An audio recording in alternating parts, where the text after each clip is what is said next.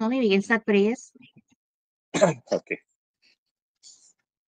அருட்பெரும் ஜோதி அருட்பெரும் ஜோதி தனிப்பெரும் கருணை அருட்பெரும் ஜோதி எல்லாம் செயல் கூடும் என்னானை அம்பலத்தே எல்லாம் வல்லாந்தனையே ஏற்று இன்று வருமோ நாளைக்கே வருமோ அல்லது மற்றென்று வருமோ அறியேன் என் கோவே தொன்று மலவெம்மாயற்று வெளிக்குள் வெளிகடந்து சும்மா இருக்கும் சுகம் அருள் பழுத்த சலுங்கனியே அகம்பழுத்த சிவஞான அமுதே முத்திப்பொருள் பழுத்த அருட்பாவை எமக்களித்த தெய்வமன பூவே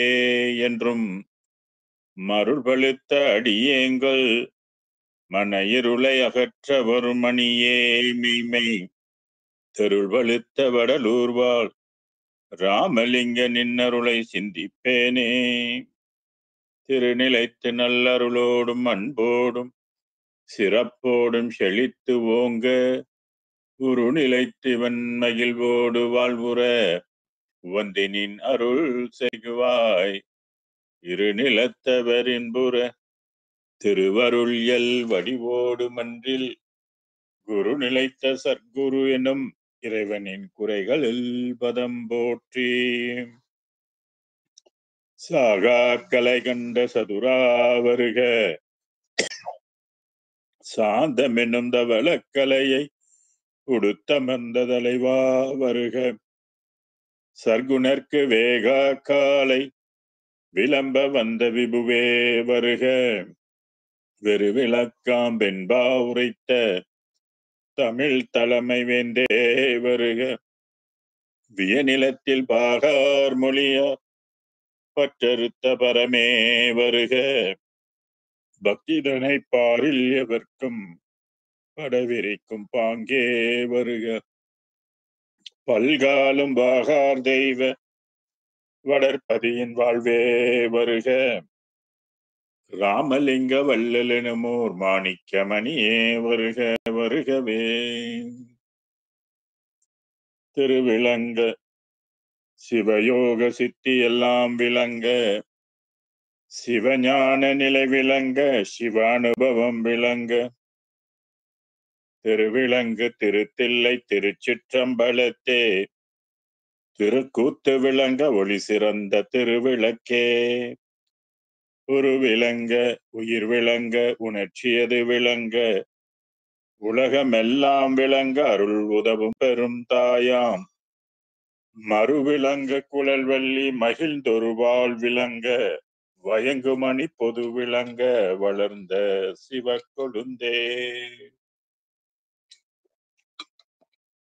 அருட்பெரும் ஜோதி அருட்பெரும் ஜோதி தனிப்பெரும் கருணை அருட்பெரும் ஜோதி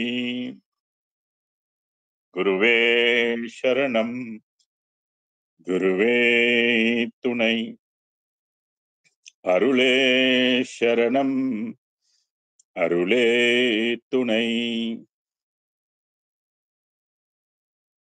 இணையம் வழி இணைந்திருக்கின்ற அனைத்து சன்மார்க்க அன்பர்களுக்கும் இந்த இரவு வணக்கம். புத்தாண்டு பிறந்திருக்கிறது. இந்த புத்தாண்டை முன்னிட்டு எல்லாருக்கும் எல்லா நலமும் வளமும் பெற்று வாழ இறைவனை இறைஞ்சுகின்றேன். இன்றைக்கு நம்ம தனித்திரு அலங்கல் என்ற ஒரு தலைப்பின் கீழ் 1-6-2-1 என்ற ஒரு பாடலுக்கு விளக்கம் பெற இருக்கின்றோம். பொதுவாகவே வள்ளல் பெருமானுடைய பாடல்கள் எல்லாம் நிறைய புதிய புதிய கருத்துக்களையும் புதிய புதிய உலகங்களை எல்லாம் புதிய புதிய அணுகுமுறைகள் இதை பற்றிலாம் சொல்லுகின்றதை நாம் 6ஆம் திருமுறையில படித்துக் கொண்டு வருகிறோம். அந்த வகையிலே இறைவன் வள்ளல் பெருமானுக்கு என்னென்னலாம் கொடுத்திருக்கிறாரு அப்படின்றத இதுல ஒரு கொடுத்ததை வைத்து யாரெல்லாம் வள்ளல் பெருமானை மதிப்பார்கள் அப்படின்ற ஒரு கருத்தை இந்த பாடல்ல வந்து பதிச்சிருக்காரு. ஆணை ஆணை ஆணையிட்டு இறைவன் அருட்பெருஞ்சோதி ஆண்டவர் வள்ளல் பெருமானுக்கு என்ன சொல்றாரு அப்படின்னு கேளுங்க. ஆணை ஆணைன்னு 2 தடவை சொல்றாரு. ஆணையிட்டு சொல்வதாக குறிப்பிடுகின்றார். நீ அஞ்சலை அஞ்சலை 2 தடவை சொல்றாரு. பயப்படாத பயப்படாத. ஆணை ஆணை நீ அஞ்சலை அஞ்சலை. அஞ்சாத அஞ்சாதன்ற. அருள் ஒளி தருகின்றாம். இந்த அருள் ஒளி என்பது பொதுவா அந்த அருள் ஒளி என்பது சைவ சித்தாந்தத்துல தான் பேசப்பட்ட ஒன்று, எழுதப்பட்ட ஒன்று, நம்மளும் கேட்கப்பட்ட ஒன்று. ஆனால் இந்த அருள் ஒளி நிலை வேறுக்கு உள்ளது. அருட்பெருஞ்சோதியை தான் இங்க அருள் ஒளி தருகின்றோம் அப்படின்னு சொல்றாரு. வள்ளல் பெருமானுக்கு பெற்ற ஒளி அருட்பெரும் ஜோதி என்ற தனி ஒளி. இது சாதி மதம் சமயம் எல்லாம் கடந்தது. அதுதான் சாதியும் மதமும் சமயமும் காணா ஆதி அனாதியாம் அருட்பெரும் ஜோதி அப்படின்னு குறிப்பிடுவார். அகவல்லாம் நீங்க படிச்சிருப்பீங்க. பொதுவாக வள்ளல் பெருமானுடைய 6ஆம் திருமுறை எடுத்துக்கொண்டாலே அது எந்த ஒளியை பேச வருது அப்படின்னாக்க சமய மதம் எல்லாம் கடந்த ஒரு பேரொளியை பேசுகின்றது. அதாவது நம்மளுடைய நவகோடி சித்த ரிஷிகணங்கள்லாம் இருக்கிறாங்க இல்லையா, அவர்களுக்கும் எட்டாத கிடைக்காத ஒரு பேரொளி இருக்குது. அந்த ஒளியை தான் கடந்த 19ஆம் நூற்றாண்ட வள்ளல் பெருமானுக்கு அருட்பெரும் ஜோதி வழங்குகின்றார். அதனாலதான் இங்க அருள் ஒளி தருகின்றாம் அப்படின்னு சொன்னாரு. தருகின்றாம்னா தருகின்றோம் உனக்கு அப்படின்னு வள்ளல் பெருமானுக்கு. அதனால்தான் வள்ளல் பெருமான் அருட்பெரும் ஜோதி ஆனேன் என்று அறையப்பா முரசுன்னு சொன்னார். உலகமெல்லாம் வந்து அருட்ஜோதி அருளை பெற்று உய்ய வேண்டும் என்பது வள்ளல் பெருமானோட அவா. அடுத்த வரியில பாருங்க, கோனை மாநிலத்தவரெல்லாம். இந்த கோ அப்படின்னு சொன்னாலே இறைவன் அப்படின்னு சொல்றது. கோனை மாநிலம் அப்படின்றது எந்த உலகத்தை குறிக்கும் அப்படின்னாக்கா வள்ளலாருக்கு முன்பு இறைத்தன்மை அடைகின்ற மாநிலமாக, நாடாக, உலகமாக, வெளியாக, ஒளியாக விளங்கிய இடம் எதுன்னு கேட்டீங்கன்னாக்க பராபரை உலகம். அந்த பராபரை உலகத்தை மாநிலம் அப்படின்னு சொல்றாரு. சில இடத்துல நாடு, சிவநாடு, நாடு கலந்தாள்கின்றோர் எல்லோரும் நயப்ப அப்படின்னு சொல்லி ஒரு பாடல் இருக்கும். அதுபோல இங்க கோனை மாநிலத்தவர் எல்லாம் அப்படின்னு சொன்னாக்க எண்ணிலா கோடிக்கணக்கான ரிஷிமாரர்கள், யோகிமாரர்கள், புலனை வென்றவர்கள், புண்ணியமானவர்கள், தவம் செய்தவர்கள், மூலக்கணலை எழுப்பியவர்கள், 13 ஆண்டு தவம் செய்தவர்கள், புலனை வென்றவர்கள், இவர்கள் மாபெரும் புண்ணியத்தோர்கள். எந்த உலகத்தை சார்ந்தவர்கள் அப்படின்னாக்கா பராபரை உலகத்துக்கு உரியவர்கள். ஒவ்வொரு உலகத்துக்கும் ஒவ்வொரு நிலைகள் இருக்கு. அதனால இங்க கோனை மாநிலத்தவரெல்லாம் நின்னையே குறிக்கொள்வார். இங்கதான் கவனிக்கணும். இத்தனைக்கும் பாருங்க, அவங்களும் ஒளிநிலை பெற்றிருக்கிறாங்க, மும்மலத்தை எல்லாம் அறுத்திருக்கிறாங்க. போதுண்டாப்பா சாமி, இந்த இடம் வந்ததே பெரிய விஷயம்னு சொல்லி அடங்கி இருக்கிறாங்களா அப்படின்னா இல்ல. அந்த தேடல் வந்து விடாது. அந்த இடத்துல போய் நின்னாலும் அந்த இன்னும் ஒரு படி மேல போகணும், இன்னும் ஒரு ஒளி உலகம் இருக்கு அங்க போகணும் அப்படின்ற எண்ணத்தை வந்து அது வெளிப்படுத்தும் அந்த உயிர். அதனாலதான் நின்னையே குறிக்கொள்வார் அப்படின்னு சொல்றாரு. அப்ப பராபரை உலகம் வந்து முற்று பெற்ற நிலை இல்லை அப்படின்றது இதுல நமக்கு தெரியுது. அந்த இடத்துல போயும் தேடல் வந்து இருக்கும். இப்ப நமக்கெல்லாம் பூமியில இருந்துகிட்டு நம்ம தேடுறோம், இறைவனை அடைவதற்கு முயற்சி செய்கின்றோம். பிரம்மா விஷ்ணு ருத்ரனும் முயற்சி செய்யறாங்க. அதுபோல பராபரையில இருக்கிறவங்களும் முயற்சி பண்றாங்க, இன்னும் கடவுளை வந்து அடையணும் அப்படின்னு சொல்லிட்டு அவங்களும் முயற்சி பண்றாங்க. அப்ப நம்ம யூகத்துல என்ன தெரிஞ்சுக்கணும்னாக்க, கண்டவருக்கன்றி காதல் ஓயாது, உண்டவருக்கன்றி உள்பசி ஓயுமோன்னு சொல்வது போல இந்த நவகோடி சித்த ரிஷிகணங்களுக்கும் வள்ளல் பெருமான் அடைந்த சிறப்பை பற்றி சிந்திக்கிறாங்க. அதனால்தான் சிற்றபையும் பொற்சபையும் சொந்தமெனதாச்சி சித்தர்களும் முத்தர்களும் பேசுவதன் பேச்சின்னு சொன்னார் ஒரு பாடல்ல. நீங்களாம் படிச்சிருப்பீங்க அந்த பாடல். இனி இந்த என் பிறவி துன்பம் எல்லாம் இன்றோடு போச்சின்னு வரும். அதுபோல இங்க வந்து அந்த அ- அருள் விளக்க அருள் விளக்க மாலையில இன்னொன்னு வந்து மெய்யருள் வியப்புல கூட இந்த மாதிரி ஒரு கருத்து வந்து அடங்கிய பாடலும் ஒண்ணு இருக்குது. அதாவது எல்லாருமே வந்து வள்ளல் பெருமானுடைய சிந்திப்பாங்க அப்படின்னு சொல்லி. அதான் நின்னையே குறிக்கொள்வார் அப்படின்னா வள்ளல் பெருமானை எப்படி அடைஞ்சாரு, என்ன தவம் செஞ்சாரு, இவரை இயக்கியது யாரு, எங்க இருக்கிறாரு அந்த கடவுள், அந்த கடவுளுடைய அருளை நம்பலாம் பெறணும்னா என்ன பண்ணணும், ஏது பண்ணணும் அப்படின்னு சிந்தித்து கொண்டிருப்பாங்க, பேசி கொண்டிருப்பாங்க. ஏன்னா அவங்க வள்ளலாரை பார்த்து தான் வியந்து போனாங்க. ஏன்னா வள்ளலார் நிறைய படிகள் எல்லாம் கடந்து கடந்து போகும்போது இந்த பராபரையில உள்ளத்துல அத்தனை கோடி பேரும் அவரை பார்த்து வியந்து போனாங்க. இவர் யாரு, எங்க இருந்து வராரு, என்ன தவம் பண்ணாரு, இவர் இயற்றிய தவம் என்ன, இவரோட அப்பா யாரு, இப்படியெல்லாம் அவங்க வந்து புலம்ப ஆரம்பிச்சிட்டாங்க. அதனாலதான் இங்க பெருமான் அதை சொல்றாரு, கோனை மாநிலத்தவர் எல்லாம் நின்னையே குறிக்கொள்வார் அப்படின்னா உன்னை பற்றியே பேசுவாங்க, உன்னை பற்றியே சிந்திப்பாங்க, நீ அடைந்த நிலையை பற்றி அவங்க நினைப்பாங்க, எல்லாம் பேசுவாங்க அப்படின்னு சொல்றாரு. நினைக்கே எம் ஆணை, நினைக்கேன்னா வள்ளலாருக்கு ஒருவருக்குத்தான் இந்த ஒளி முதல்ல கிடைத்தது. அதான் நினைக்கே எம் ஆணை அம்பலத்தரசிம் அளித்தன். அதாவது ஒளி உடம்பு கொடுத்தது மட்டுமல்ல, அம்பலத்து அரசையும் கொடுத்து. அம்பலம்னாக்க வெளின்னு அர்த்தம். இது வந்து தனி அரசாக இருந்து ஆளுகின்றது. அந்த அம்பலத்து அரசையும் அளித்தனும். அப்ப வள்ளலார் வந்து ரூலிங் அத்தாரிட்டிக்கு உட்பட்டவர். இப்ப நம்ம நாட்டுல வந்து அரசு இருக்கு, எல்லா நாட்டுக்கும் ஒரு அரசு இருக்குது. அரசு தான் மக்களை வந்து ஆளும். அதை வந்து எப்படி தேர்ந்தெடுப்பாங்க அப்படின்னு கேட்டீங்கன்னாக்கா எல்லாரும் ஓட்டு போடுவாங்க. இப்ப இந்தியாவை எடுத்துக்கிட்டாக்க பார்லிமெண்ட்டுக்குரிய இது நடக்குது இல்லையா, தேர்தல் வந்து 19ஆம் தேதி தொடங்க போகுது. இப்ப நாளையோட பிரச்சாரம் எல்லாம் முடிஞ்சிடும். நாளை ஈவினிங்கோட பிரச்சாரம் முடிஞ்சுன்னா அதுக்கப்புறம் 19ஆம் தேதி ஓட்டு போடுவாங்க. அந்தந்த தொகுதிக்கு யாரெல்லாம் நிக்கிறாங்களோ அதுல வந்து போட்டி போட்டு தேய்ச்சி வரவங்க பார்லிமெண்ட்ல வந்து அவங்க வந்து ஆளும் அத்தாரிட்டி வந்து பெறுவாங்க. அதுல எந்த கட்சி வந்து மெஜாரிட்டியா தேய்க்குதோ அந்த கட்சியினுடைய பிரதமர் முதன்மையாக இருந்து வழி நடத்துவார், அரச அமைப்பார் அவர். அதுபோல இங்கே வந்து வெளிகள்லயும் வந்து இந்த மாதிரி ஒரு அரசாட்சி இருக்குது அப்படின்றது நமக்கு தெரிஞ்சுக்கணும்.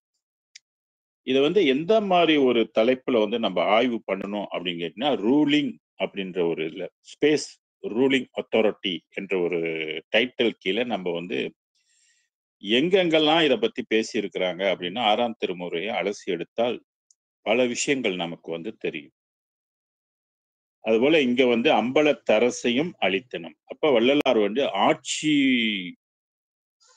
பொறுப்பு வந்து கையில் ஏந்தியிருக்கிறார். தன் கையில் பிடித்த தன் அரசாட்சியை என் கையில் தந்த என் தனி தந்தையேன்னு அகவல்லையும் படிச்சிருப்போம். அப்ப ஸ்பேஸ்ல வந்து அவர் என்ன செய்யறாரு அப்படின்னா ஆளுகின்ற ஒரு பொறுப்பை வந்து பெருமான் கொண்டிருக்கிறார். அதனால்தான் அண்ட சராசரங்களை எல்லாம் ஆளுகின்ற ஒரு இயக்குகின்ற ஒரு தன்மை வள்ளல் பெருமானுக்கு கிடைத்திருக்குது அப்படின்பது மிகப்பெரிய ஒரு விஷயம். அம்பலத்தரசிம் அளித்தனும். வாழ்க நீ மகனே, இறைவன் வந்து வள்ளல் பெருமானை வாழ்த்துகின்றார். ஒரு பாடல்ல வந்து பேருலகெல்லாம் மதிக்க தன் பிள்ளை என்று பெயரிட்டு அழைத்து சீருற செய்தது பாரி திருச்சிற்றம்பல திருநட ஜோதி. பேருலகெல்லாம் மதிக்க, அந்த பேருலகம் சொல்றது நீங்க சொன்ன அந்த கோடை மாநிலத்தவர்கள், பராபரை உலகத்தில் உரியவர்கள். இவங்கதான் வந்து பேருலகம் அப்படின்னு சொல்லக்கூடிய உலகத்துவாசிகள். அது எண்ணிலா கோடிக்கணக்கான சித்த ரிஷிகணங்கள். அதுதான் சொன்னாரு, பேருலகெல்லாம் மதிக்க. அப்ப வள்ளல் பெருமானை வந்து ஒளி உலக வாசிகள் எல்லாம் மதிக்கக்கூடியவராக திகழ்கின்றார். இப்ப சில சன்மார்க்கத்துல இருந்து சில பேர்லாம் கேள்வி கேட்பாங்க. அதாவது ஒளிய வணங்குறதா, வள்ளலார வணங்குறதா அப்படின்லாம் சில சர்ச்சைகள்லாம் ஓடிக்கிட்டு இருக்கு. இதுக்கெல்லாம் முத்தாய்ப்பா நிறைய பாடல்கள் வந்து 6ஆம் திருமுறையில சான்றுகள் எடுத்து கொடுக்கலாம். வள்ளலார் வழிபாட்டுக்குரிய கோணை மாநிலத்தவரெல்லாம் நின்னையே குறிக்கொள்வார்னாக்க பேருலகெல்லாம் மதிக்கக்கூடியவராக வள்ளல் பெருமான் இருக்கிறார்னா அப்புறம் வள்ளல் பெருமானை வணங்குறது இல்லையா? ஆனா என்ன சொல்லி வணங்குறது அப்படின்னா அவரு ஒளியா இருக்காரு. அவர் என்ன எழுதுறாரு? நான் ஆண் மகனும் இல்ல, பெண் மகனும் இல்ல, அழியும் அல்லன்ற. அப்ப அவர் வேற ஒரு கன்வெர்ட் ஆயிடுச்சு. ஒளி உடம்பாக ஆயிடுச்சு. தோளுடம்பும் பொன்னுடம்பாய் திகழ்கின்றதே என்பது. அருப்பெருஞ்சோதி ஆணைன்னு சொன்னாலே அடுத்த அருப்பெருஞ்சோதி அருப்பெருஞ்சோதினா அது வள்ளலாருக்கும் பொருந்தும்.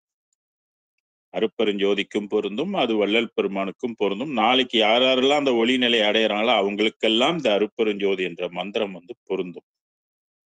இதுக்கு சில சான்றாக சித்தாந்தத்துல கூட சில பாடல்கள்லாம் இருக்கு. என்னவே நீ அழைக்க எனக்கு திருமூலருடைய பாடல். என்னவே நீ அழைக்க எனக்கு முன்னே எதிரேறி முன் வருவாள் ஆத்தாள்வாளை. ஆத்தாள்வாளைனா சுப்பிரமணியம். திருமூல தேவர் என்ன சொல்றாரு? நீ என்னை கூப்பிட்டால் என்னுடைய தாய் சுப்பிரமணியரே உனக்கு அருள் புரிவாரு அப்படின்னு சொல்றாரு. சொன்ன பேர் அறிந்து நன்றாய் அழைத்துப்பாரு சூட்சமிதை உனக்காக சொன்னோம் அப்பா.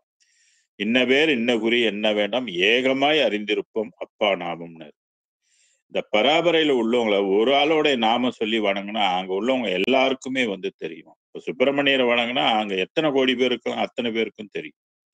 அகஸ்திய பெருமானை வணங்கினா சுப்பிரமணியருக்கும் தெரியும். அங்க உள்ள அத்தனை பேருக்கும் தெரியும். அதான் ஏகமாய் ஏகம் என்பது ஒரே டைம்ல நாங்க எல்லாமே அறிந்திருப்போம் அப்படின்னு சொல்றதுதான் அந்த இறைவனுக்கு ஒரே ஸ்பெஷாலிட்டின்னு சொல்லலாம். அதுபோல அருப்பெருஞ்சோதின்னு சொன்னாக்கே அது வள்ளலாருக்கும் பொருந்தும். வள்ளலாரை அழைப்பதற்கும் அது ஒப்பாகும் என்பதை நாம் புரிந்து கொள்ள வேண்டும்.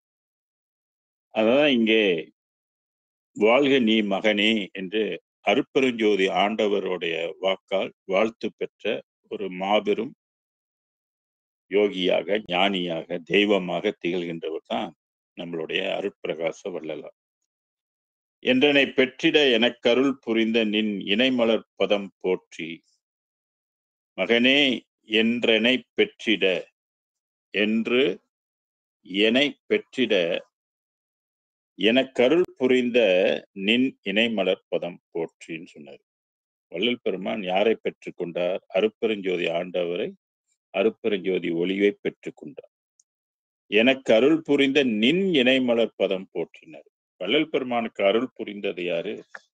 அருப்பெருஞ்சோதி ஆண்டவர் இல்லையா? அதனால உன் திருவடியை நான் வணங்குகின்றேன். உன்னாலதான் நான் இந்த நிலையை அடைந்தேன். அந்த மாதிரி பல்வேறு பாடல்கள்லையும் சொல்றாரு.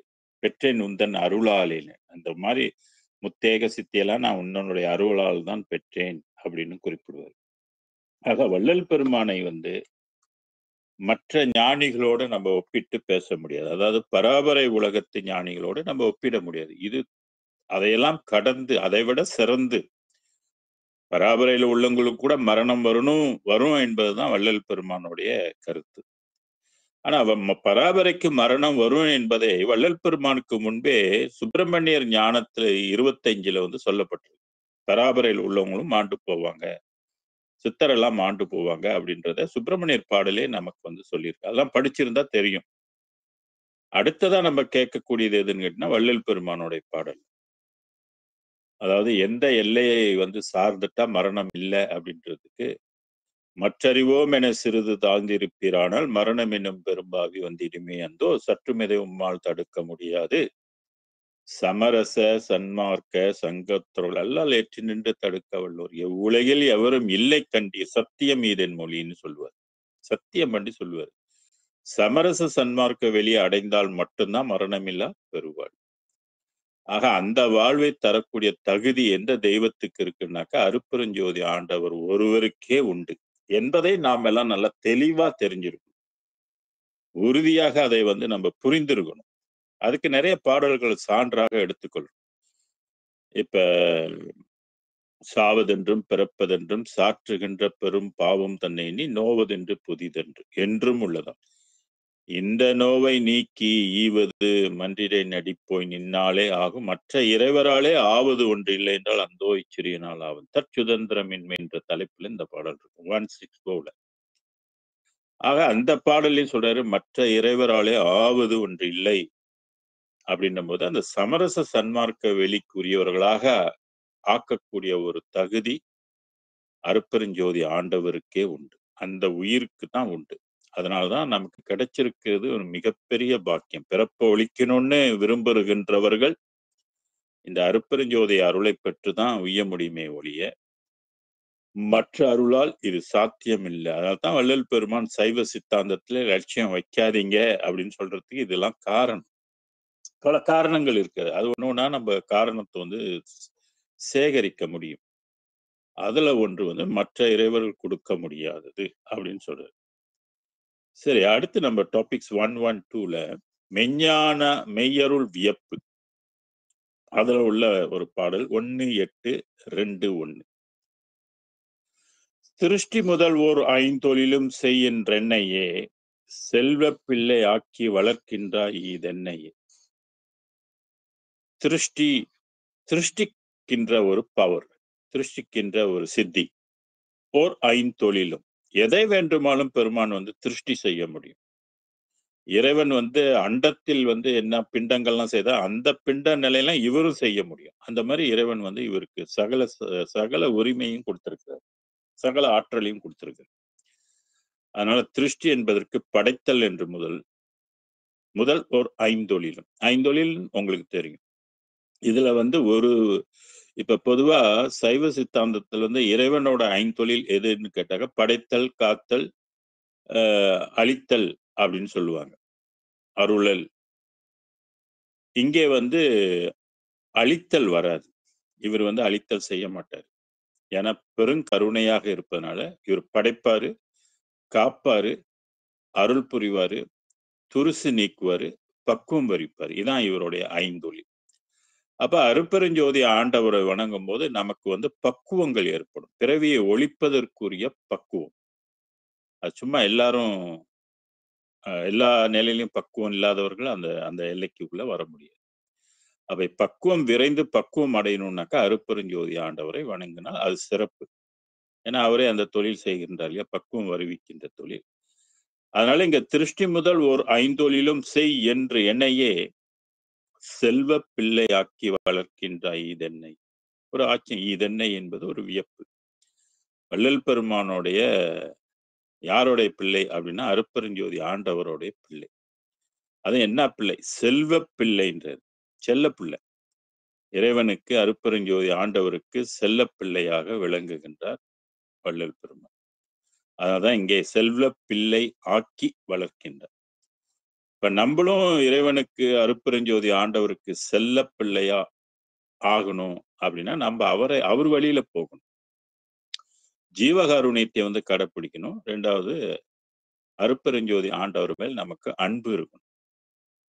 ஒழுக்கங்கள் எல்லாம் கடைபிடிக்கணும். அவர் என்னென்ன சொல்லியிருக்கிறாரோ அதெல்லாம் நம்ம கிடைக்கணும். புலால் மறுக்கணும். அப்புறம் நமக்கு தேவையற்ற பொய், பித்தலாட்டம் இதெல்லாம் வந்து இருக்கக்கூடாது. கடவுளை அடையணும்னாக்க இதெல்லாம் நம்ம கடைபிடிச்சாதான் இறைவனுக்கு செல்ல பிள்ளையாக நம்ம வந்து வளர முடியும். அவரு வளர்ப்பாரு, நம்ம ஒன்றும் வளர்க்க வேண்டிய அவசியம் இல்லை. அவரே உள்ளுக்கு கலந்து கரு பிடிச்சி வளர்த்து கூட்டிட்டு போவார். திருஷ்டி திருப்பொற்பதத்தை காட்டி அமுதம் ஊட்டி. திருட்டி திருப்பொற்பதத்தை காட்டி. தெருள் அப்படின்பது தெளிவு. இறைவனோட பொற்பதம், பொன்னுலகம் இல்லையாது, இறைவனுடைய பொற்பதத்தை காட்டி. பதத்துல வந்து நிறைய பதங்கள் இருக்குது, ஒளி பதத்துல. அதனாலதான் பதமதி பதமே பதமே அப்படின்லாம் அந்த அகவல்ல வந்து நீங்க படிச்சிருங்க. 84 பதங்கள் இருக்குது. அதுல இது வந்து வள்ளல் பெருமான் பெற்றிருக்கிற அந்த ஒளி பதம் பார்பெரா பதத்தைன்னு சொல்லுவாரு. 7-7 இருக்கும் அந்த பாடல். பார்பெதா பதத்தை.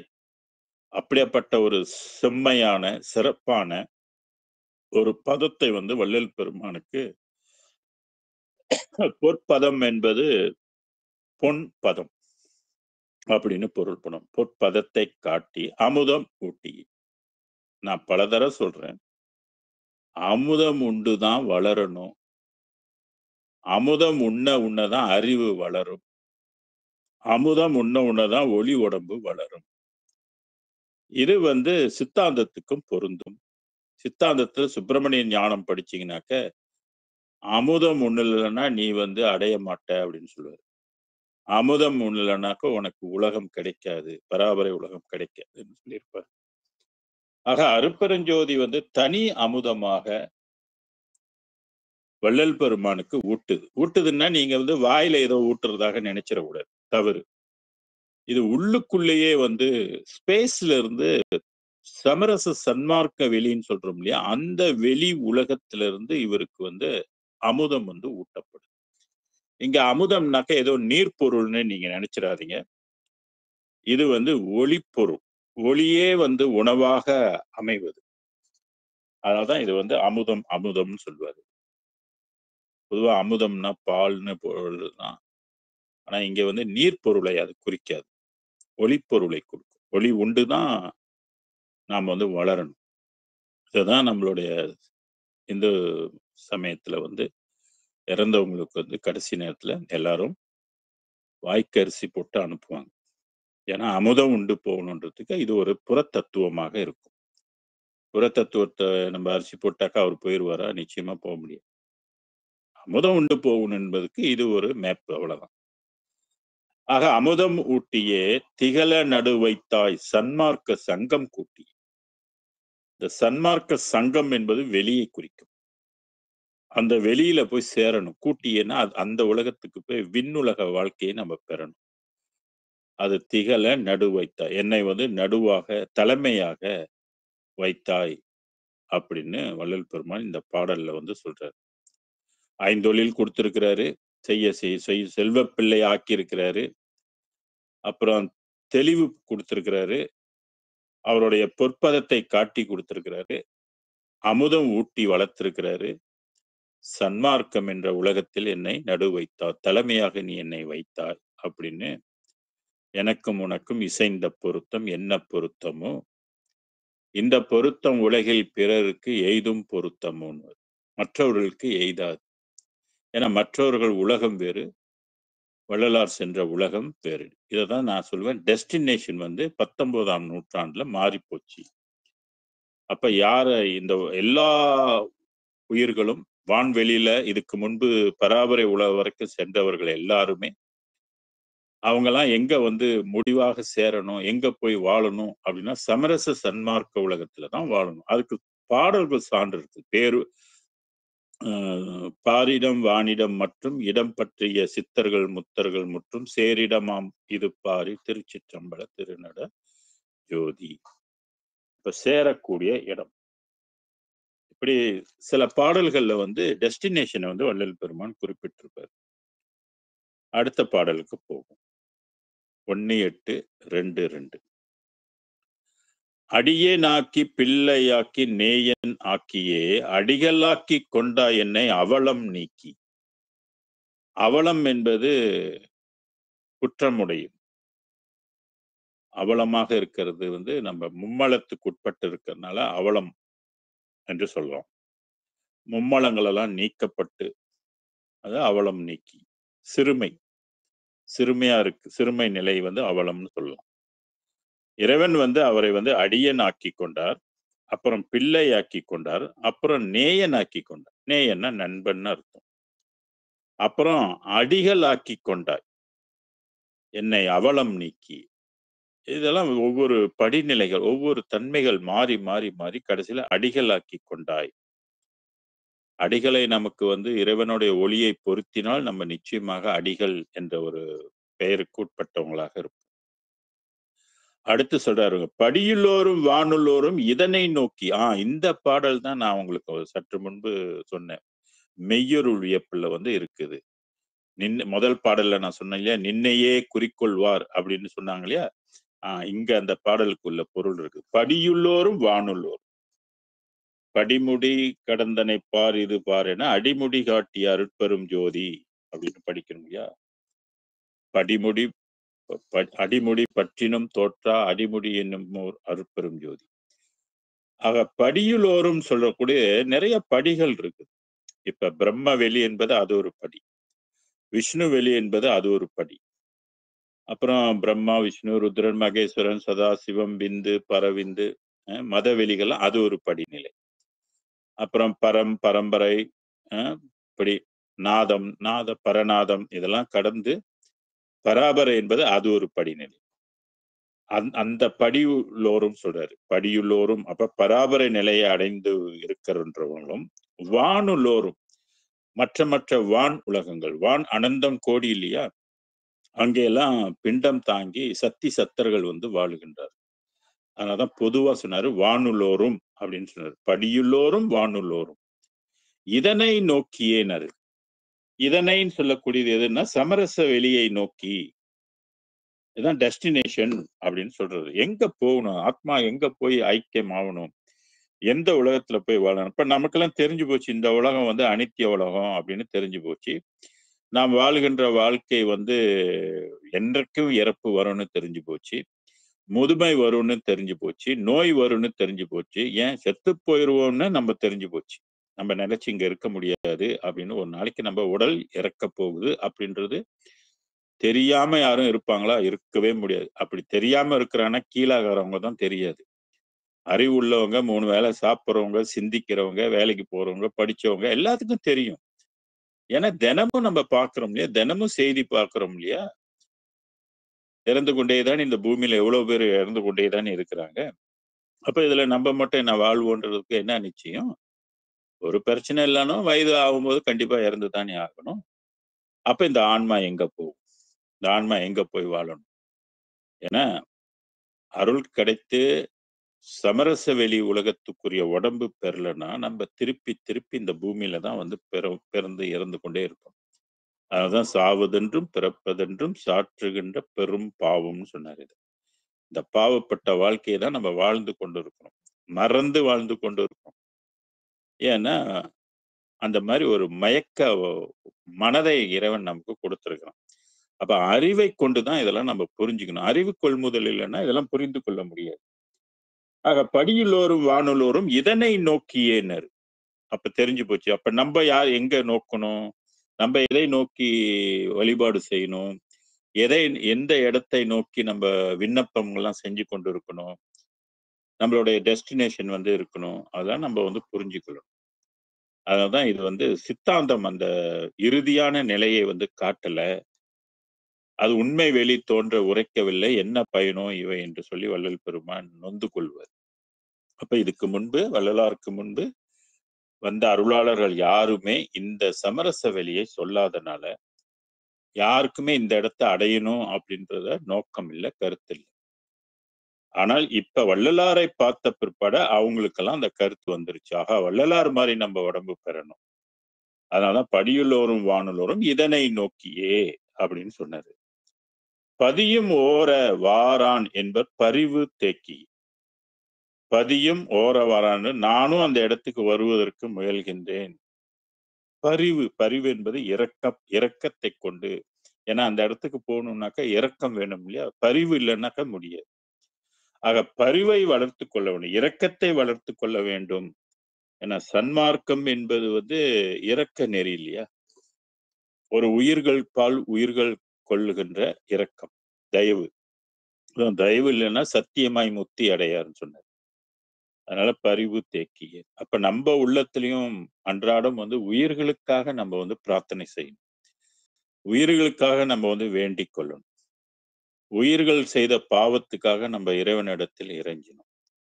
உயிர்கள் எல்லாம் வந்து சைவ உணவை உண்டு வளரணும் அப்படின்னு வேண்டிக்கணும். உயிர்கள் எல்லாம் வந்து சன்மார்க்க தெய்வத்தை வணங்கணும், அருட்பெருஞ்சோதி ஆண்டவரை வணங்கணும் அப்படின்னு ஒரு நல்ல எண்ணங்களை நம்ம மனதில் வந்து எப்போதுமே விதைத்துக் கொள்வது இறைவனுக்கு ரொம்ப பிடிக்கும். இது வந்து பொது நலன் கருதி வேண்டுவது. இந்த பொது நலன் கருத கருத என்ன என்ன வேண்ட வேண்ட நமக்கு அருட்பெருஞ்சோதியோடைய அருள் கிடைக்கும் அப்படின்னு வள்ளல் பெருமான் சொல்றாரு. அதுக்கு சான்றாக 850வது பாடல்ல நீங்க போய் பார்த்தீங்கன்னாக்க தெரியும். கருணை ததும்பி பொது நோக்கும் கண்ணீர் கிடைத்த கண்ணீர். ஒரே வரிதான். அந்த ஒரு வரியை வச்சுட்டு சிந்திச்சு பாருங்க என்ன சொல்றாரு. ஞானக்கண், அனைத்தையும் பார்க்குகின்ற அந்த ஞானக்கண் அவருக்கு எப்படி கிடைச்சது? கருணை ததும்புனுச்சுன்னு சொல்றாரு. ததும்புதல் என்பது பெருகுதல், கூடுதல் என்றெல்லாம் பொருள்படும். ஆக கருணை வந்து எடுத்தனே நமக்கு பெரிய அளவுல கருணை வந்துடாது. ஏன்னா நம்ம வந்து அஞ்ஞான வெளியில இருக்கோம். அதனாலதான் பெருமான் என்ன சொன்னாரு, சிறு கருணையை கொண்டு பெருங்கருணையை நீங்கள் பெற்றுக்கொள்ளுங்கள் அப்படின்னு சொன்னார். சிறு கருணை என்பது நம்ம சாதாரண மனித லெவல்ல நம்ம மற்ற உயிர்களுக்கு காட்டுகின்ற கருணை. அந்த கருணையே கடவுள் வழிபாடுன்னு சொல்றது. அதனாலதான் எங்கே கருணை இயற்கையில் உள்ளன. இயற்கை கருணை என்பது பெருங்கருணை. அங்கே விளங்கி அருட்பெரும் சிவமேன யாரே எனினும் இறங்குகின்றார் சீரை அளிக்கும். இறைவனுடைய அருட்சீர் நமக்கு வேணும்னா இரக்கம் இருக்கணும். இரக்கமே கடவுள் வழிபாடு. போட்டு அபிஷேகம் ஆராதனை எல்லாம் பண்ணிக்கிட்டு இருக்கணும்லாம் அவசியம் இல்லை. அதெல்லாம் பழைய பஞ்சாங்கம். பழைய காலத்துல உள்ளவங்க அதை வகுத்து வச்சாங்க, அதை பண்ணிக்கிட்டு இருக்கிறாங்க. இன்னைக்கு இன்னைக்கு அப்படி இல்லை. உயிர்கருணை வந்து மிகச்சிறந்தது, மிகப்பெரிய தவம் அது. கருணை நீங்கள் வந்து மற்ற உயிர்களுக்காக கருணை போடுறீங்கன்னாக்கா அது நீங்க இது வந்து தவம் செய்யறீங்க அப்படின்றது அர்த்தம். நீங்க நினைக்காதீங்க குடும்பத்துல இருக்கோம், பிள்ளை குட்டியோட இருக்கிறோம், அதனால நம்மலாம் எங்க போய் தனியா உட்கார்ந்து தவம் செய்யறது, ஐயோ சாத்தியம் இல்லையே அப்படின்லாம் சொல்லி நீங்க வருந்த வேண்டாம், கவலைப்பட வேண்டிய அவசியம் இல்லை. உயிர்கருணையை நீங்கள் வந்து இருந்த இடத்துல இருந்தே உயிர்கருணை பயிற்சி பண்ணுங்க. அது வந்து நீங்கள் தவம் செய்கின்றீர்கள் என்று வள்ளல் பெருமான் குறிப்பிடுகிறார். இதைத்தான் பண்ணாத பூசைன்னு சொல்லுவார். இந்த உலகத்துல இதுக்கு முன்பு யாரும் பண்ணாத பூசைன்னார். பண்ணிய தவம் பலித்ததுவேன்னுவார். 482வது பாடல்ல இது வந்து இருக்கும். இது வந்து நான் செய்த தவம் வானை விட வையகத்தை விட உயர்ந்தது அப்படின்னு சொல்லி ஒரு பாடல் இருக்கு. ஸோ அதனால இங்கே வந்து பரிவு தேக்கிக் கொள்ளுங்கள், உங்கள் உள்ளத்தில் கருணையை வளர்த்துக் கொள்ளுங்கள் அப்படின்றது இந்த பாடலினுடைய சாரம். அடுத்து அனுபவ மாலை 2, 4, 8, 6 ஒரு 100 பாடல்கிட்ட வந்து இந்த தலைப்புல வந்து பெருமான் பாடியிருக்கிறார். அனுபவம் மாலைன்னா பாட்டுன்னு எடுத்துங்க. அனுபவம் என்பது தெரியும் உங்களுக்கு, எக்ஸ்பீரியன்ஸ்ன்னு சொல்றது. ஒளி உடம்பு பெற்று பெறுகின்ற அனுபவம்.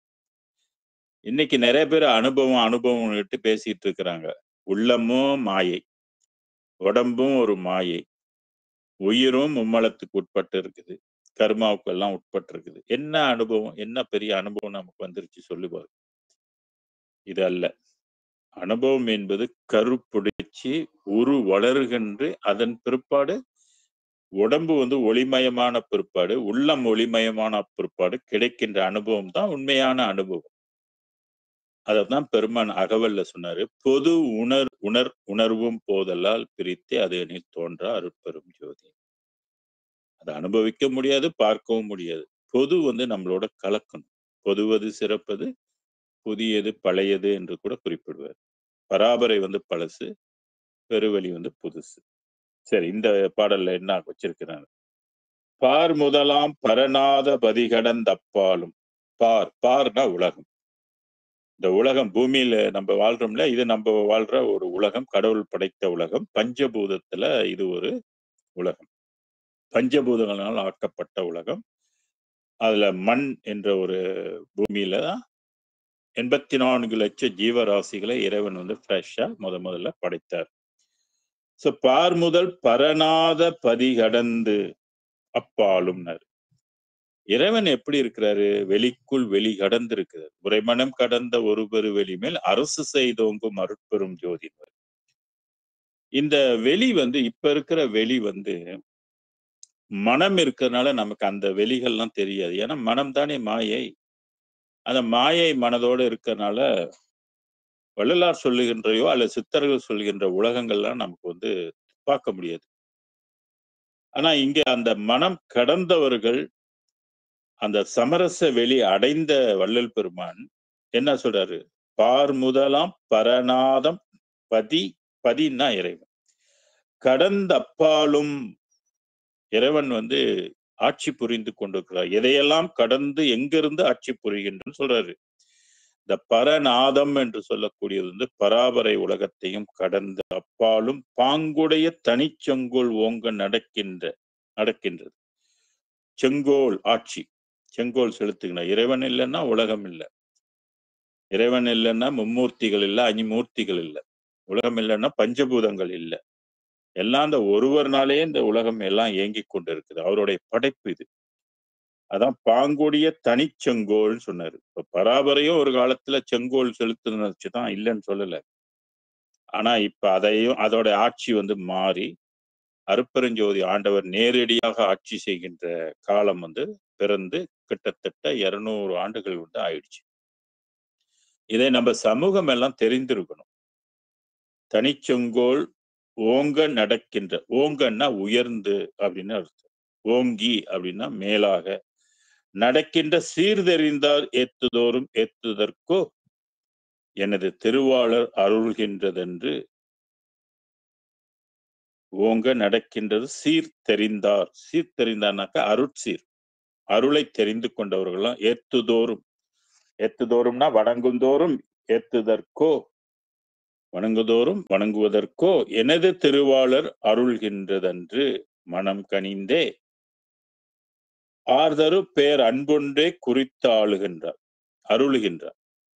அதாவது இறைவன் என்ன எதிர்பார்க்கிறான் நம்ம கிட்ட இருந்து, என்னதான் நம்ம அவருடைய அருளை பெறுவதற்கு அவர் நம்ம கிட்ட இருந்து என்ன எதிர்பார்க்கிறார்னாக்க பேர் அன்பொன்றே குறித்து அருள்கின்றார். அதனாலதான் ஈரமும் அன்பும் கொண்டு இன்னருள் பெற்றேன் என் மார்க்கம் இரவாது சன்மார்க்கம் தோழி அப்படின்னு ஆடடி பந்து ஆடடி பந்து அந்த பாடல் இருக்கு இல்லையா, அதுல ஒரு வரி இந்த மாதிரி இருக்கும்.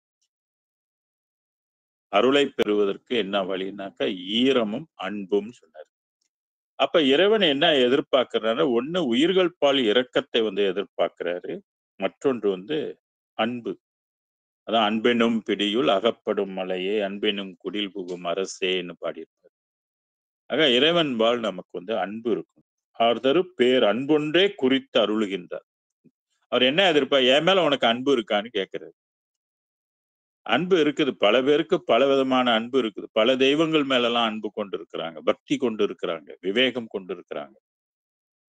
ஆனா அருட்பெருஞ்சோதி மேல அன்பு இருக்கான்னு இறைவன் எதிர்பார்க்காது. நீ என்னை அறிந்து கொண்டால் நான் உன்னை அறிந்து கொள்வேன் அப்படின்னு சொல்ற. அறிந்தாரை அறிந்தானேன்னு சொல்லி ஒரு வரி இருக்குது 6ஆம் திருமுறையில. அதனால நம்ம வந்து இறைவன் பால் அன்பு வைக்க வேண்டும். எப்படி அன்பு வைக்கிறது, அவனையே நினைந்திருக்க வேண்டும். அதனாலதான் நினைந்து நினைந்து அப்படின்னு சொல்வார். ஆர்தரு பேர் அன்பொன்றே குறித்து அருள்கின்றார். ஆதலினால் அவரிடத்தில் அன்புடையார் எல்லாம் ஓர்தரும் என் உறவினராம். என்ன ஒரு மகிழ்ச்சியான செய்தி பாருங்க. இப்ப உறவினர் அப்படின்னாக்க பொதுவா நம்மலாம் யார வந்து உறவினர்ன்னு சொல்லுவோம். கூட பொறந்தவங்களுக்கு வந்து உறவினர் சொல்லுவோம். இல்ல சொந்த சொந்தம் சம்பந்தப்பட்டவங்க, தொப்புள் கொடி உறவு பற்றி ரத்தம் சம்பந்தப்பட்டவங்கள உறவுக்காரங்கள் அப்படின்னு சொல்லுவோம். தூரத்து சொந்தம், தூரத்து உறவு இப்படிலாம் சொல்லுவோம். ஆனா இங்கே வள்ளல் பெருமான் வந்து என்ன சொல்றாரு, யாரெல்லாம் அருட்பெரும் ஜோதி மேல அன்பு வைக்கின்றீர்களோ நீங்கெல்லாம் எனக்கு வந்து ஒரு உறவினராம் சொல்றாரு. இததான் ஆன்ம நேயம் அப்படின்னு சொல்றது. வள்ளல் பெருமான் தான் ஆன்ம நேயத்தை பற்றி சொல்றார். மனித நேயம் பற்றி மனிதர்கள் பேசுவாங்க. ஆனா இந்த மனித நேயம் பேசுவதற்கு முன்பாலே ஆன்ம நேயத்தை பற்றி சொல்றார். ஏன் இதெல்லாம் சொல்றேன்னா, இரக்கத்தால் எடுத்துரைத்தேன்னு சொல்லுவார். இரக்கம். உயிர்கள் பால் அவருக்கு இருக்கின்ற ஒரு பெரிய இரக்கத்தன்மை. அது இங்க என்ன சொல்றாருன்னா, யாரெல்லாம் அருட்பெருஞ்சோதியை வணங்குகின்றீர்களோ, அருட்பெருஞ்சோதி அன்புடையவராக இருக்கின்றீர்களோ, எனக்கு நீங்களாம் ஒரு உறவினராம் அப்படின்னு சொல்றாரு. அப்ப விண்ணுலக வாசியாக இருக்கின்ற அருட்பெருஞ்சோதி ஆண்டவர் மண்ணுலகத்தில் உள்ளவங்களுக்கு உறவுக்காரராக ஆகின்றார் என்பதை நம்ம யூகத்துல வந்து புரிந்து கொள்ளணும். அப்ப உறவினர் விண்ணுலகத்து உறவினர் இருந்தாக்க நம்மள வந்து விட்டுடுவாங்களா? கை விடுவாங்களா? அதான் சொன்னாரு, கைவிட மாட்டான் என்று ஊது ஊது சங்கே. வள்ளல் பெருமானும் அருட்ஜோதியாக திகழ்வதால் நிச்சயமாக நம்மளை கைவிட மாட்டார். அருட்பெருஞ்சோதியை நம்ம வணங்கிட்டோம், புடிச்சுக்கிட்டோம் அப்படின்னு சொன்னா கண்டிப்பா வள்ளல் பெருமான் நமக்கு உறவுக்காரர் இல்லையா? ஆன்ம உறவு சம்பந்தப்பட்டவர் இல்லையா? அதனால இங்க இரத்த உணர்வை சொல்லல. இல்லைங்களா? தேச உணர்வு சொல்லல. ஆன்ம உறவை சொல்றாரு. ஆன்ம உறவு. ஆன்ம ரீதியில நம்ம அந்த அருட்பெருஞ்சோதியோடைய பகுதி என்பதனால ஒரு தரம் என் உறவினராம் அப்படின்னு சொன்னாரு. ஆணை இது ஆணையிட்டு சும்மா வெறும் வாக்கா சொல்லல. இதை வந்து ஆணையிடுகின்றார். சோ இது ரொம்ப பெரிய ஒரு மகிழ்ச்சியான ஒரு செய்தி இது. நமக்கு வந்து விண்ணுலகத்துல ஒரு சொந்தக்காரு இருக்கிறாரு. நமக்கு வேண்டிய ஒருத்தர் இருக்கிறாரு. இப்ப பொதுவாக எல்லா தேசத்திலும், எல்லா நாட்டிலும் எல்லாருக்கும் உறவுக்காரவங்க இருக்க மாட்டாங்க. சில பேருக்கு அறவே பக்கத்து ஊர்ல கூட யாரும் இருக்க மாட்டாங்க. சில பேருக்கு இந்தியால கூட எனக்கு யாருமே உறவுக்காரவங்க யாருமே இல்லைங்க அப்படின்னு கூட சொல்லுவாங்க. ஆனா ஒண்ணும் கவலைப்பட வேணாம். எந்த தேசத்துல யார் உறவுக்காரர்கள் இல்லைன்னாலும் உங்களுக்கு விண் உலகத்துல, அதாவது சமரச வெளியில இருக்கக்கூடியவங்க உங்களுக்கு உறவாக ஒருத்தர் இருக்கிறாருனாக்கா, அது வள்ளல் பெருமான் இருக்கிறாரு. அருட்பெருஞ்சோதி ஆண்டவர் இருக்கிறாரு. அவரோட பிள்ளை தானே அது. வள்ளலார் வந்து அருட்பெருஞ்சோதியுடைய பிள்ளை இல்லையா? அப்ப அருட்பெருஞ்சோதியை வணங்கும்போது இவர் ஆட்டோமேட்டிக்கா நமக்கு வந்து உறவினரா ஆயிடுறாரு. அப்ப உறவினர் கண்டிப்பாக நம்மை காப்பாற்றுவார்கள். அவர்களை நம்பி எதையும் செய்யலாம். அவரு நம்மள கைவிட மாட்டாரு. நீங்க அருட்பெருஞ்சோதி கிட்ட வேண்டிக்கிட்டீங்கன்னாக்க, வள்ளல் பெருமானே நமக்கு அருள் புரிவாரு என்பதை நாம் யூகத்தினால் தெரிந்து கொள்ள வேண்டும். அதனால தான் இத வந்து ஆணை அப்படின்னு சொன்னாரு. இது நீயும் உறவானது அவர் அன்பு மறவாமை குறித்து. ஆணை இது நீயும் உறவான அவர் அன்பு மறவாமை. அதனால நீங்க வந்து மறந்துராதீங்க. இப்ப நெறைய பேத்துக்கு வந்து தெரியாமலே இருக்குது. உலகம் முழுதும் வந்து வள்ளல் பெருமானையோ, அருட்பெருஞ்சோதியோ தெரிந்து கொண்டு விட்டார்களா அப்படின்னாக்கா இல்ல. இப்ப மலேசியால வந்து 20, 22 லட்சம் தமிழர்கள் இருக்கிறாங்கன்னு வச்சுக்கோங்களேன். ஏறக்குறைய அவ்வளவுதான் இருக்குது. எல்லாருக்குமா அருட்பெருஞ்சோதி ஆண்டவரை தெரியும்? கோயில்லலாம் உட்கார்ந்து அருட்பெருஞ்சோதிய வணங்கிக்கிட்டு இருக்கிறோம்? இல்ல. மற்ற மற்ற ஒளிகளை வணங்கிக் கொண்டு இருக்கிறோம். மற்ற மற்ற தெய்வங்களை எல்லாம் வணங்கிக் கொண்டு இருக்கிறோம். அருட்பெருஞ்சோதியை வணங்குவது என்பது ஒரு மிக மிக சிறப்பு. அது வந்து சில கோயில்கள்ல கடைசி நேரத்துல இந்த ஜோதி பாடல் பாடுவாங்க. ஜோதி ஜோதி ஜோதிசியம் ஜோதி ஜோதி. அது வந்து அருட்பெருஞ்சோதியை குறிக்கும். ஏக ஜோதி ஏக ஜோதின்னு வருது இல்லையா? அது வந்து அருட்பெருஞ்சோதியை ஊருக்கா மாரி தொட்டுக்குவாங்க அவ்வளவுதான்.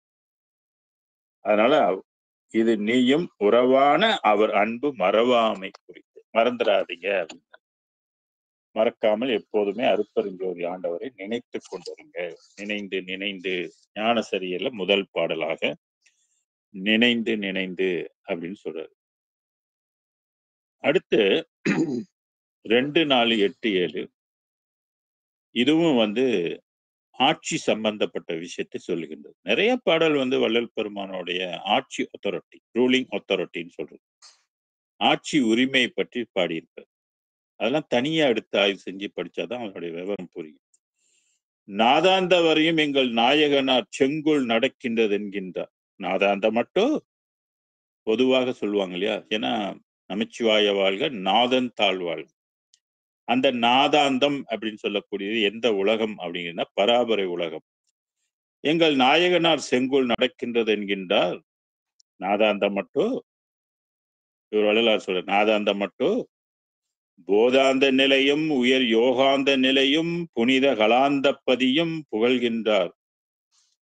புகழும் வேதாந்த வெளியும் மிகு சித்தாந்த வெளியும் விளங்கும் இவற்றப்பாலும் அதன் மேல் அப்பாலும் வாதாந்ததன் மேலும் அதன் மேல் அப்பாலும் மன்றாடி அருட்செங்கோல் சென்றாடல் அறியேனர்.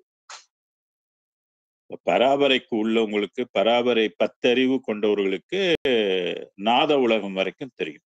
இந்த நாத உலகத்தை தான் பராபரை உலகம், பரசிவ உலகம் என்றெல்லாம் சொல்லப்படுது. அது மட்டும் இல்ல, அருட்பெருஞ்சோதி எது ஊருக்கெல்லாம் பூந்து விளையாடுது, எது ஊருக்கெல்லாம் பூந்து ஆட்சி புரியுதுன்னாக்க போதாந்த நிலை, போதம் அந்த அறிவு நிலைக்கு உட்பட்டது. உயர் யோகாந்த நிலையும், இது ஒரு யோகத்தினால் விளைகின்ற நிலையும், புனித கலாந்த பதியும் சில கலைகளை கொண்டு அடைகின்ற பதிநிலையும் சொல்லப்படுகின்ற புகழும் வேதாந்த வெளியும். வேதாந்தம் சித்தாந்தம் வந்து எல்லாமே பராபரை நிலையை வந்து குறிக்கும். ஒண்ணு வந்து விசாரணை மார்க்கமாக அடைகின்ற முறை, இன்னொன்னு வந்து வாசிப்பயிற்சி மூலமாக அடைகின்ற நிலை. அதான் வேதாந்த நிலை மிகு சித்தாந்த வெளியும் விளங்கும் இவற்றப்பாலும். இந்த வரிய இவற்றுக்கு அப்பாலும். அப்ப சித்தாந்த வேதாந்தத்தையும் கடந்து ஒரு உலகம் இருக்குது என்பதுதான் வள்ளல் பெருமான் சொல்ல வந்த விஷயம். அதன் மேல் அப்பாலும் வாதாந்த அதன் மேல் அப்பாலும் அதன் மேல் அப்பாலும் மன்றாடி அருட்செங்கோல் சென்றாடல் அறியும். இப்படியே அது கடந்து கடந்து கடந்து போய்கிட்டே இருக்குது. முடிவு இருக்குதான்னா முடிவு இல்லை. அதனாலதான் இந்த அருட்பெருஞ்சோதி இந்த பூமி மட்டும் இல்ல, பூமிக்குள்ளேயும் சார்ந்து இருக்குது.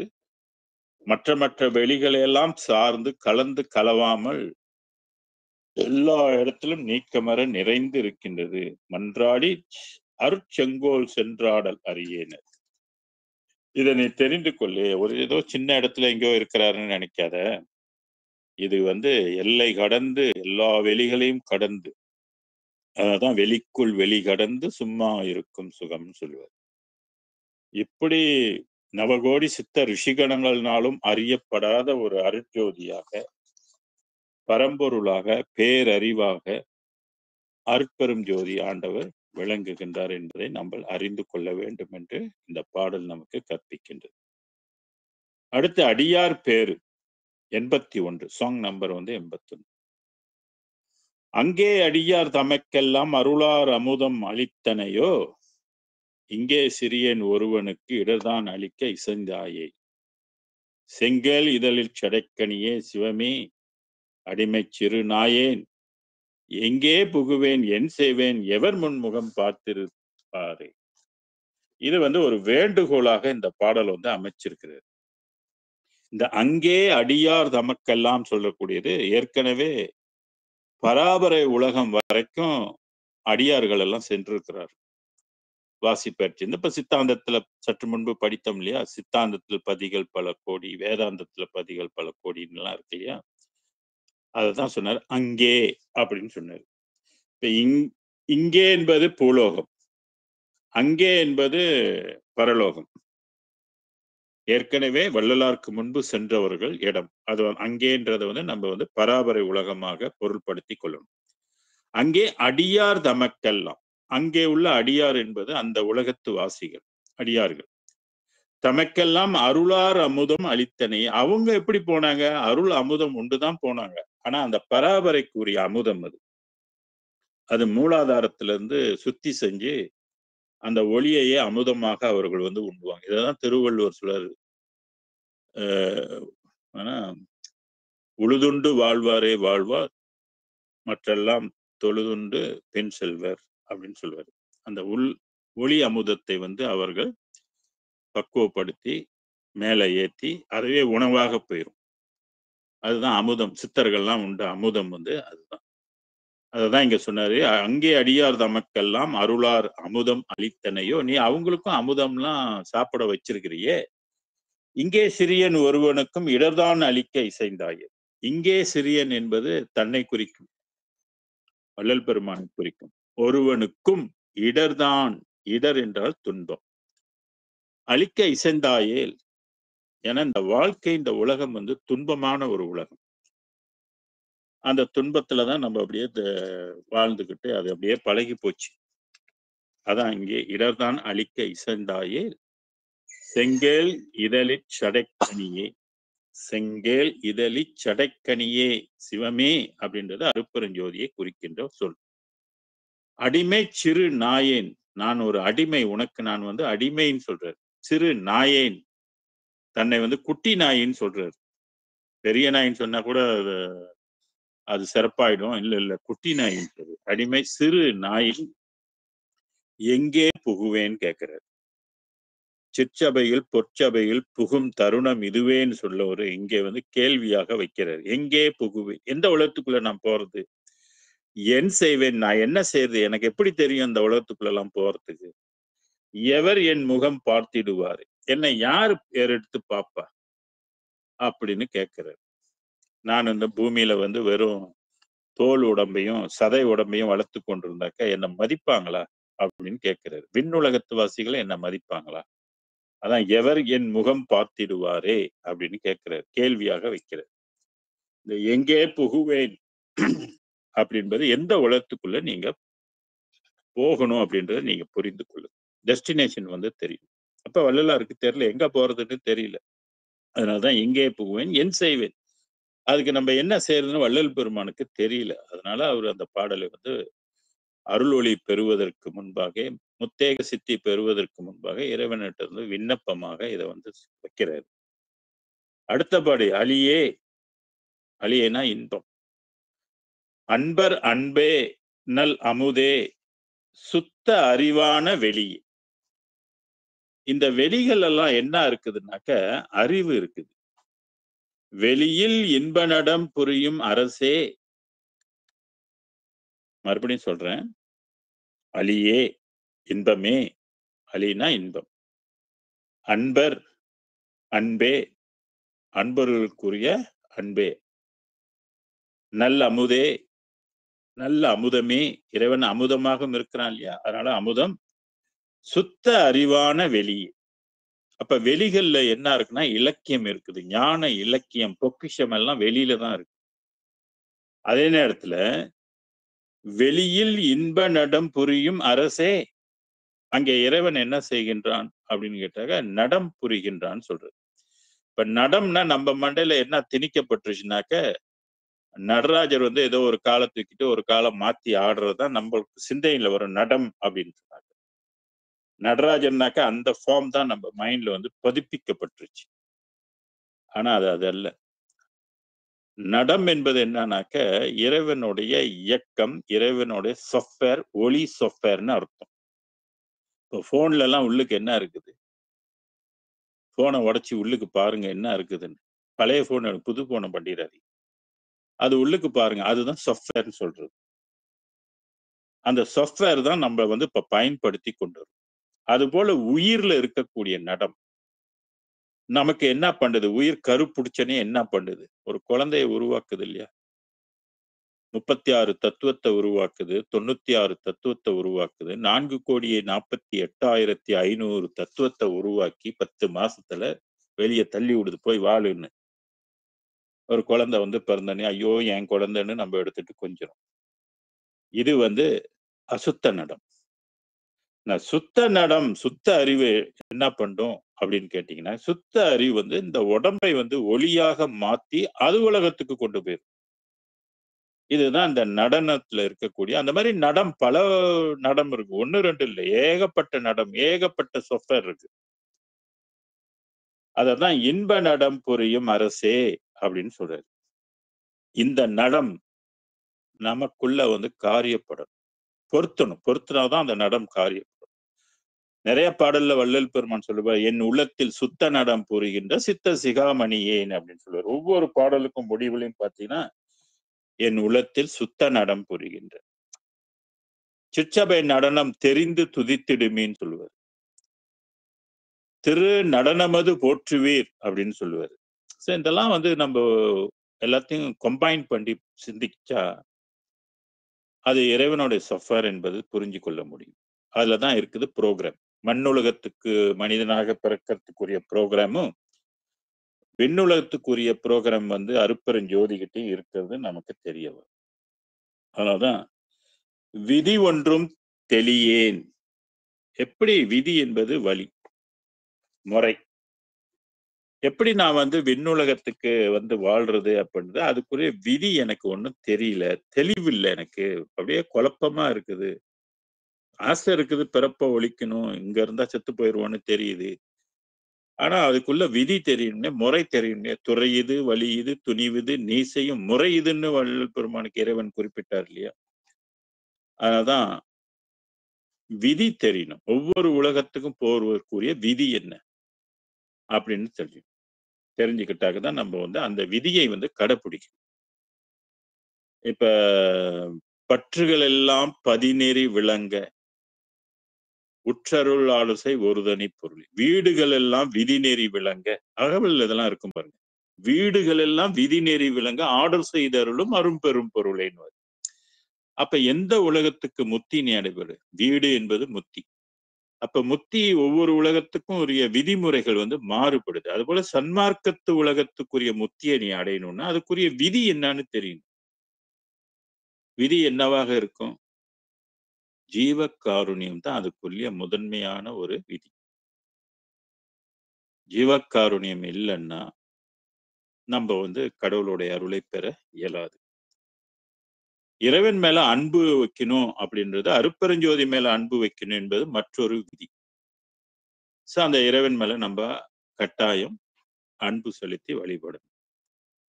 ஒழுக்கங்களை எல்லாம் 4 ஒழுக்கங்கள் இருக்கு இல்லையா, இந்திரிய ஒழுக்கம், கரண ஒழுக்கம், முக்கியமாக நம்ம கடைபிடிக்க வேண்டிய ஒழுக்கங்கள். அது ஒரு விதி. அப்புறம் உணவு விதின்னு ஒண்ணு இருக்கு இல்லையா, கொலை புலை தவிர்க்கணும். கொல்லா நெறியே குருவரு நெறி. அந்த குரு தன்மையை நம்ம வந்து அடையணும், குருவோடைய அருளை பெறணும் அப்படின்னாக்க கொலை புலை தவிர்க்கும். இதெல்லாம் விதி. அந்த மாதிரி சன்மார்க்குரிய விதிமுறைகளை நம்ம வந்து பட்டியலிட்டு கொண்டு அதை நம்ம வந்து கடைபிடிக்கிறதுக்கு முயற்சி செய்யணும். அதனால இங்க சொல்றாரு, விதி ஒன்றும் தெளியேன், தீங்கு பிறர் செய்யினும் தீங்கு நினையா திருவுளம்தான். பிறர் தீங்கு செய்யினும் தீங்கு நினையா திருவுளம். ஒருத்தன் நமக்கு, அதாவது மண்ணுலகத்தில் உள்ள மரபு எப்படி இருக்குன்னா, ஒருத்தன் நமக்கு தீங்கு செய்தா அவனுக்கு பழிக்கு பழி, ஒண்ணுக்கு பல மடங்கா அவனுக்கு வச்சு தீட்டணும், ஏதாவது ஒண்ணு பண்ணணும். அப்படிதான் இந்த உள்ளம் வந்து சாதாரண நிலையில உள்ளவங்களுக்கு இருக்கும், பழிக்கு பழி தீர்ப்பது.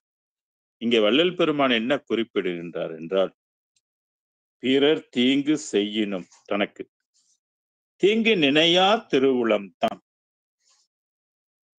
மற்றவங்களுக்கு தீமை செய்யணும் செய்யணும் அந்த அந்த நினைவு இல்லாத திருவுளம் தான் எளியேன் அளவில் நினைக்க ஒருபடுமோ. எளியேன் அளவில் நினைக்க ஒருபடுமோ அப்படின்னு சொல்றாரு. எனக்கு வந்து நான் மற்றவங்களுக்கு தீங்கு செய்யணும், நாங்கள் தீங்கு நினையாதவனாக நான் இருக்கின்றேன், என் உளம்தான் எளியேன் அளவில் நினைக்க ஒருபடுமோ. கடவுளே, நீ வந்து யாருக்கும் தீங்கு நினைக்கக்கூடிய தன்மை இல்லை உனக்கு. அந்த அந்த தன்மை எளியேன் அளவில் நினைக்க ஒருபடுமோ. கருணை என் தாயேன்னு கருணை கடவுள்கிட்ட வந்து விண்ணப்பிக்கின்றேன். நான் வந்து மற்றவங்க எனக்கு தீங்கு செய்யாலும் மற்றவங்களுக்கு நான் தீங்கு செய்யாத ஒரு தன்மை எனக்கு வந்து அமையுமோ, இந்த ஒருபடுமோ அப்படின்னு எனக்கு வந்து அமையுமோ அப்படின்னு கேட்கிறாரு. அந்த மாதிரி கிடைச்சது அவருக்கு. மற்றவங்க தீங்கு செஞ்சாலும் இவர் வந்து அவங்களுக்கு தீங்கு செய்யாத ஒரு தன்மையில இவர் வாழ்ந்திருக்கிறார். ஏன்னா இவரோட உள்ளம் வந்து அந்த அளவுக்கு கருணைத்தன்மை கொண்டிருக்கு. இயற்கையிலே இறைவன் வந்து இவரை அனுப்பும் போதே அவர்கிட்ட இருக்கிற கருணையை இவர் உயிர்ல வந்து இணைச்சுதான் அனுப்பிடுறாரு. 312வது பாடல்ல அந்த விஷயம் வந்து இருக்கும். அதனால வள்ளல் பெருமானுடைய கருணையும் இறைவனுடைய கருணையும் ஒன்றாக கருதப்பட வேண்டும். அப்படி கருதப்பட்டுச்சுனாக்க நிச்சயமாக நம்ம வந்து அந்த கருணையை வந்து பழகுவதே கடவுள் வழிபாடு. இததான் வள்ளல் சொல்வாரு, ஜீவகாருணமே ஞான வீட்டுக்கு திறவு. அறிவு விளங்கிய ஜீவர்களுக்கெல்லாம் ஜீவகாருணமே கடவுள் வழிபாடுன்னு சொன்னார். சோ இதை வந்து நம்ம நல்லா புரிந்து கொள்ளணும். அருட்பெருஞ்சோதி ஆண்டவருடைய அருளை பெறுவதற்கு எது நமக்கு வந்து சிறந்த வழியாக இறைவன் நமக்கு வகுத்து கொடுத்திருக்கிறானாக்க கருணை தான். அதனால கருணை வளர்த்துக் கொள்வோம். அனுதினமும் நம்ம வழிபாடு செய்யும்போது பிற உயிர்களை எல்லாம் நினைத்து அந்த உயிர்களின் படும் துயரம் துன்பங்களுக்காக நம்ம இறைவனிடத்தில் இறங்கி அந்த உணர்வை வந்து பெருக்கிக் கொள்ளுங்கள். அதுவே தவமாகி அந்த தவத்தின் முதிர்ச்சியினால் இறைவன் நம்மளை வந்து ஆட்கொள்வான். ஆட்கொண்டு நம்மளை வந்து அடைய வேண்டிய நிலையை வந்து அடைவிப்பார் என்று சொல்லி இந்த பாடத்தை நிறைவு செய்து அடுத்த வாரம் உங்களுக்கு தற்சுதந்திரமின்மை என்ற தலைப்பில் உள்ள பாடலை வந்து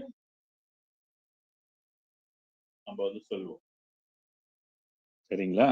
அருட்பெரும் ஜோதி அருட்பெரும் ஜோதி தனிப்பெரும் கருணை அருட்பெரும் ஜோதி கொல்லா நெறியே குவளையமெல்லாம் ஓங்குக, எல்லா உயிர்களும் இன்புற்று வாழ்க, வள்ளல் மலரடி வாழ்க வாழ்க, வள்ளல் மலரடி வாழ்க வாழ்க.